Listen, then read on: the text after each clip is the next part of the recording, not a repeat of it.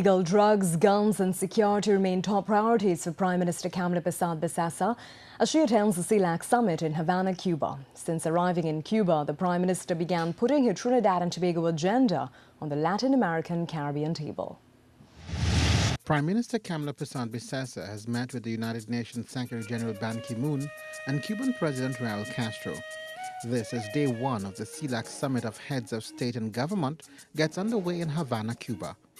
Before today's session, the heads of state and government retired to a private meeting with Cuban President Raul Castro.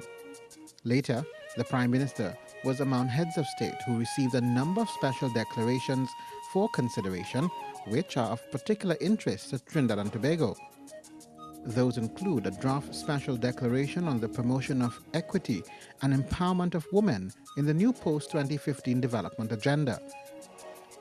Mrs. cuba2 also signaled the intention of Trinidad and Tobago to offer to host the Secretariat of the Arms Trade Treaty.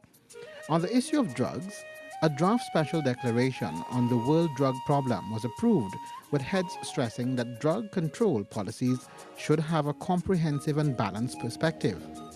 They also recognize the principle of common and shared responsibility, as well as an approach aimed at the well-being of persons and the prevention of crime and violence.